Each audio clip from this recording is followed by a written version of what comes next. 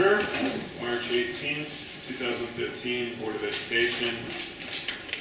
This meeting has been noticed in the district and copies have been forwarded to the News Graphic and the Water Journal Sentinel. Would everyone please join me in the pledge of allegiance?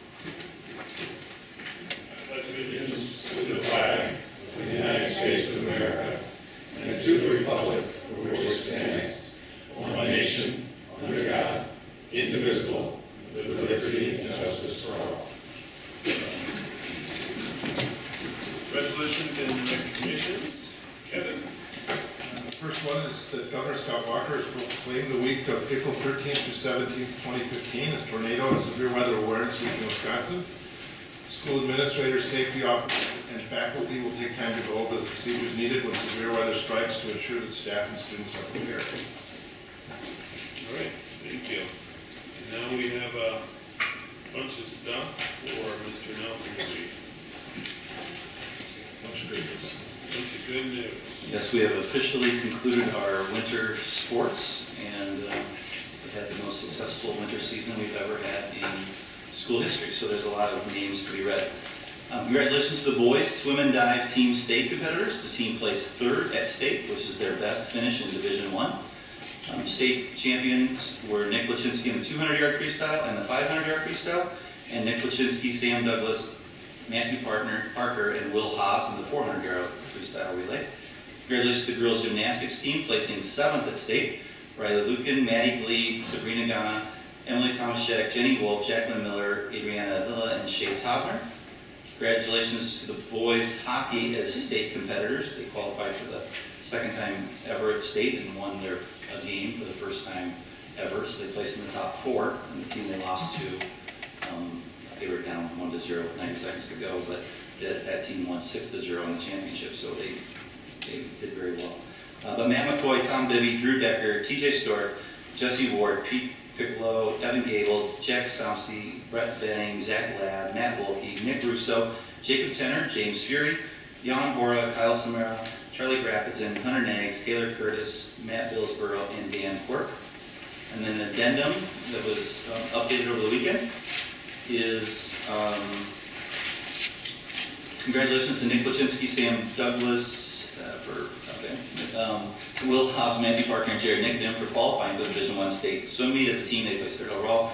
As individuals, Nick was first in the 200-yard freestyle, as I mentioned, first in the 500-yard, first in the 4x400 freestyle relay, as well as placed second in the 4x200 freestyle relay.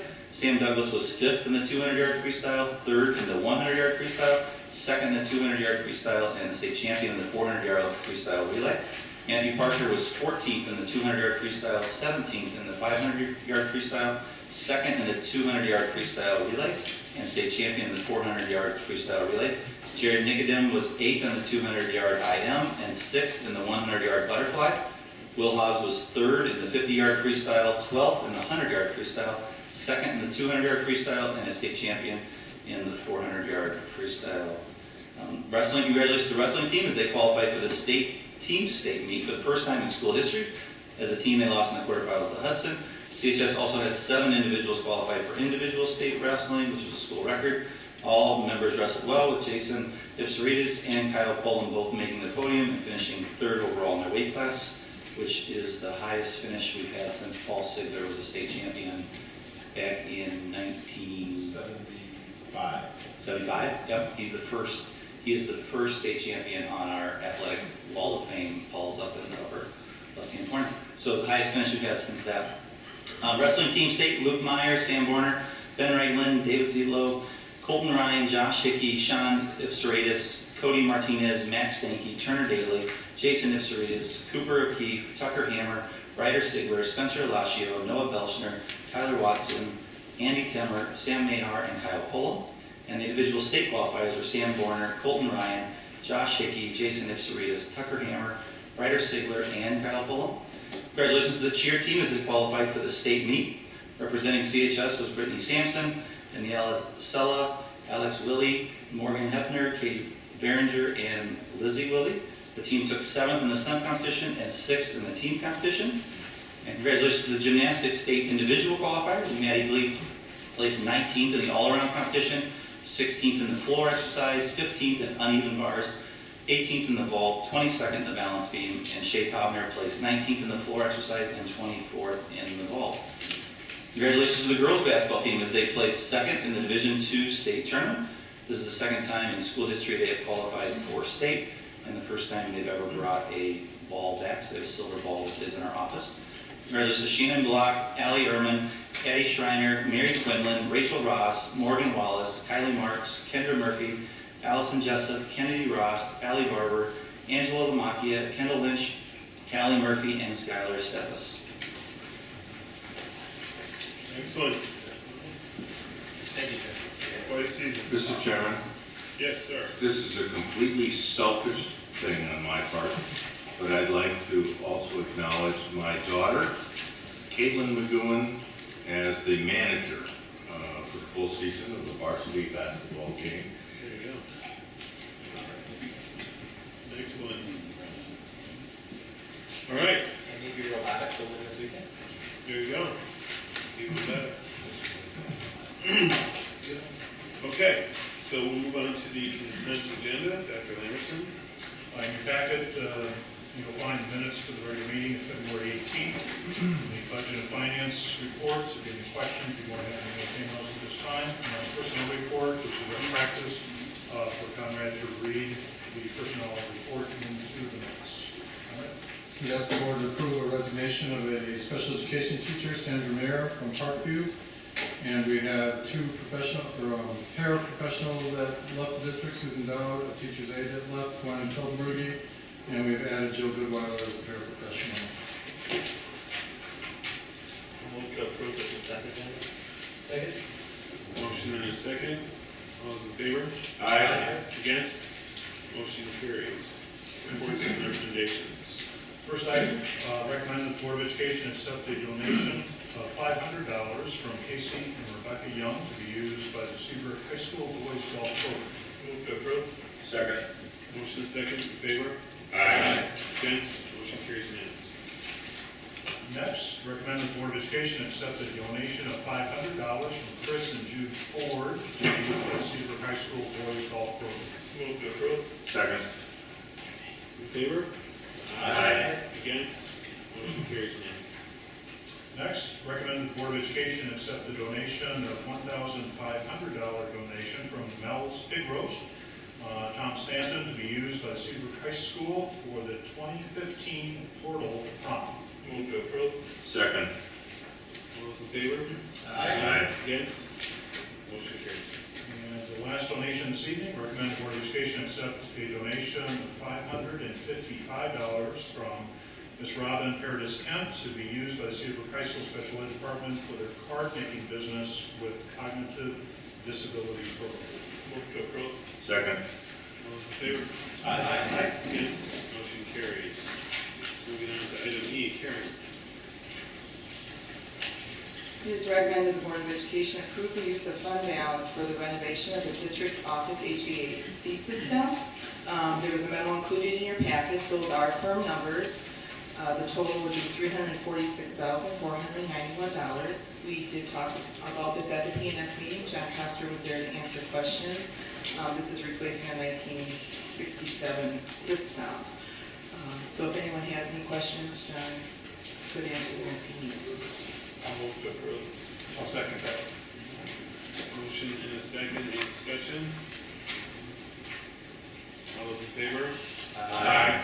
Against? Motion carries. All right, does anyone have any comments from the public? Anyone like to say anything at all? All right, come on down, I'm just gonna read a disclaimer. In the past, the state attorney general issued guidance on how governmental bodies, such as school boards, should conduct the public comment portions of their meetings. This guidance was given to assist governmental bodies in avoiding violation of the state's open meetings laws. The essence of this guidance is that unless the topic being brought to the board by the public is listed on that meeting's agenda, no significant discussion can be held on that item. Instead, the topic may be listed as an item on a future meeting agenda whereby discussion could then be held.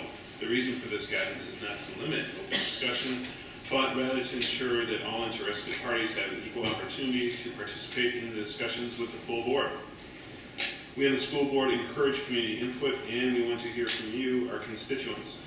However, we also take the state's open meeting laws seriously and will follow the guidance as outlined by the state's Attorney General. Therefore, if an item is listed on tonight's agenda, open dialogue may occur between an individual from the public and board members. If it is not listed, the board will be limited to listening only and will not be able to respond to comments or questions. If your item is not listed on tonight's agenda and you want to have a discussion regarding the topic, you are encouraged to contact the district superintendent and request that your item be listed on a future meeting agenda. As always, you are also encouraged to discuss any issue with individual board members on a one-on-one basis outside of the meeting setting. Please make your comments to the board and not to any individuals in the audience. Please note that this is a public meeting and we ask everyone to address one another with courtesy and respect. If you would like to receive in return when you approach the microphone, please state your name and address for the record. And as a reminder, this is being broadcast on the YouTube channel. Thanks. Good evening, my name is Carrie Rank. I live at 624 Hillside Lane, Cedarburg. I'm here tonight, even though I don't see it on the agenda, but it has come to attention from a PTA meeting that a scheduling consultant had been hired by the district to take a good look at making sure that the school gets the required number of minutes in. And one of the suggestions was to cut the afternoon recess for third and fourth graders.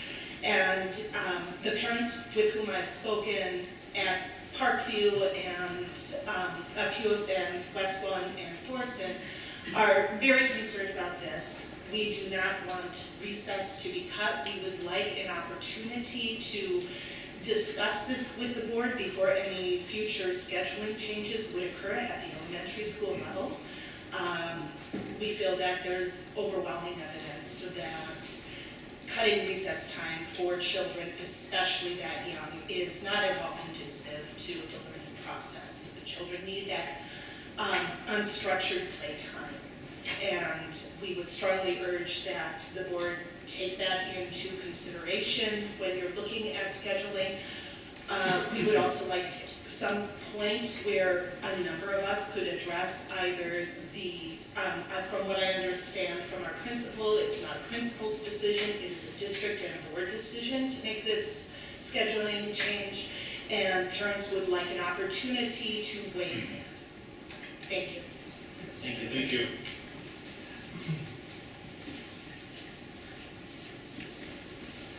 Is there anyone else? Anyone at all? Mr. President, I'm not going to address the issue, but April 14th, we have a curriculum committee meeting, and that's where it came to first. So if you'd like, we could add it to that agenda. On which April date? 14th. April 14th. Okay, thank you very much. All right. And at this moment, I will take a motion to adjourn into executive closed session where it's anticipated the board will adjourn to consider future school schedule changes, employees' performance and evaluation, and potential impact on contract renewal and non-renewal and compensation pursuant to section 19.851B and C. Consider salary negotiations with Cedarburg Education Association pursuant to section 19.851E. To discuss interviews for superintendent position pursuant to section 19.851C and approved executive session minutes of February 18, 2015. I'll accept that motion. I'll move to convene the closed executive session. Second. Motion and second. All those in favor? Aye. Against? Motion carries. Thank you, everyone.